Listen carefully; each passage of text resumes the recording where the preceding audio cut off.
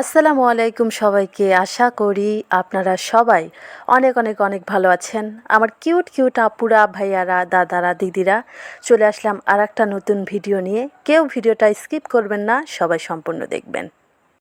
আজকে কিন্তু আবার আপনাদের কাছে একটা খুশির সংবাদ নিয়ে চলে আসলাম। আজকে কিন্তু আমাদের ধলু বিয়াইছে, আর ধলুর কিন্তু আজকে একটা ছেলে বাছুর হয়েছে। যদিও আমরা সবাই চেয়েছিলাম ধলুর একটা মেয়ে বাছুর হোক, এর আগে কালুর কিন্তু একটা ছেলে বাছুর হয়েছে। কিন্তু সব আল্লাহরই নীলা খেলা। আল্লাহ যেহেতু ছেলে বাছুর দিয়েছে, কিছুই করার নাই। আমরা সবাই ওই নিয়ে সন্তুষ্ট। সবাই আমাদের ধলুর জন্য দোয়া করবেন। বাছুরটা কিন্তু এত বড় আর এত শক্তিশালী হয়েছিল যে আপনারা না দেখলে বুঝতেই পারবেন না। একদম সাদা রঙের, একদম ওর মায়ের মতো হয়েছে। কান দুটো সাদা, কানের উপরে একটু কালো কালো, আর হচ্ছে পায়ের খুরগুলো একদমই সাদা। এই বাছুর একদমই পোক্ত বাছুর। এই গরুর জাত কিন্তু একদমই ভালো। বাছুরটা হওয়ার সঙ্গে সঙ্গে কিন্তু ভাবি চতুর্দিকে খড় বিছিয়ে দিয়েছে যেন বাছুরটা পড়ে গিয়ে ব্যথা না পায়, কারণ চতুর্দিকে একদম পিচ্ছিল হয়ে রয়েছে।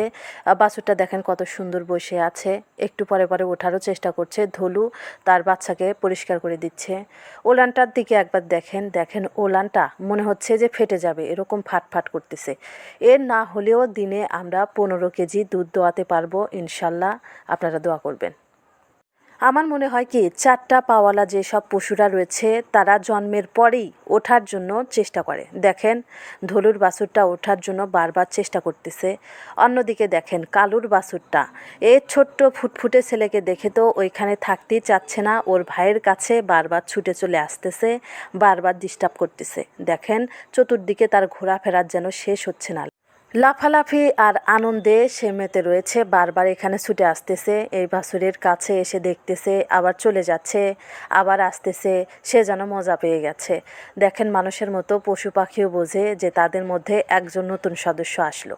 এই দেখেন অন্যদিকে কালু, কালু কিন্তু অনেক দুধ দিচ্ছে, 15 সারের মতো দুধ দিচ্ছে দিন, কিন্তু কালুকে এখনও পর্যন্ত দোয়ানো হয়নি। তার দুধ এখনও তার বাচ্চাই খাচ্ছে, আর 2-3 দিন পর থেকে কালোর দুধ বাজারে বিক্রি করা হবে। কথার ফাঁকে আপনাদেরকে একটু মনে করিয়ে দেই, যদি ভিডিওটা আপনাদের কাছে ভালো লেগে থাকে দয়া করে একটা লাইক, কমেন্ট, শেয়ার করে আমার এই ছোট্ট চ্যানেলটাকে সাবস্ক্রাইব করে দিবেন। আর আপনি কোথায় থেকে আমার এই ভিডিওটা দেখছেন অবশ্যই আমাকে কমেন্টে জানিয়ে দিবেন। এইদিকে দেখেন আমাদের নোদা নোদা একদম সাদা বাছুরটাকে আপনাদেরকে একটু দেখাই। দেখুন কত সুন্দর, ফুটফুটে সুন্দর ঠোঁট দুটো, তার মনে হচ্ছে লিপস্টিক দেওয়া, এত সুন্দর লাল, অনেক সুন্দর দেখা যাচ্ছে। দেখেন ওঠার জন্য চেষ্টা করতেছে, বারবার পড়ে যাচ্ছে, এখনও পর্যন্ত উঠতেই পারে না, সে ওঠার জন্য চেষ্টা করতেছে। এভাবে চেষ্টা করতে করতে কিন্তু সে একসময় ঠিকই উঠে দাঁড়াবে। আপনাদের কাছে আমার অনুরোধ, যারা কোনো কাজেই সফলতা পাচ্ছেন না, বারবার ব্যর্থ হচ্ছেন, যে কাজেই যাচ্ছেন ব্যর্থ হচ্ছেন, তাদেরকে বলবো অবশ্যই আপনারা হতাশ হবে না, নিরাশ হবেন না। আপনারা চেষ্টা করতে থাকুন, ইনশাল্লাহ একদিন ফলাফল পাবেন। শুধু আল্লাহর ওপর ভরসা রেখে চেষ্টা চালিয়ে যান। আমি কিন্তু গোয়ালঘর থেকে একটু বাইরে আসলাম, আপনাদেরকে কালুর বাচ্চার একটু ভেলকি দেখায়। দেখেন নতুন বাচ্চাটা দেখে তার মাথায় মনে হয় ভূত চেপে বসেছে। কই থেকে কই যাচ্ছে, কি রেখে কি করছে তার মনে হয় হুঁশ নেই। দৌড় বাইরে একবার বাইরে যাইতেছে, আবার দৌড় বাইরে ঘরের মধ্যে আসতেছে।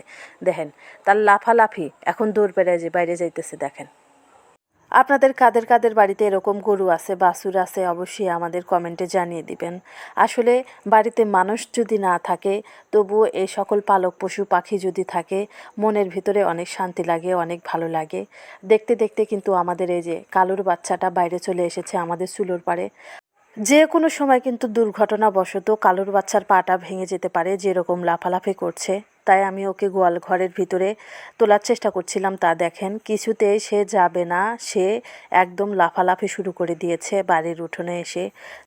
দয়া করে যদি ভিডিওটা আপনাদের কাছে ভালো লেগে থাকে একটা লাইক, কমেন্ট আর শেয়ার করে আমার এই ছোট্ট চ্যানেলটাকে সাবস্ক্রাইব করে দিবেন। সবাই ভালো থাকবেন, সুস্থ থাকবেন, পরবর্তী ভিডিওতে দেখা হবে।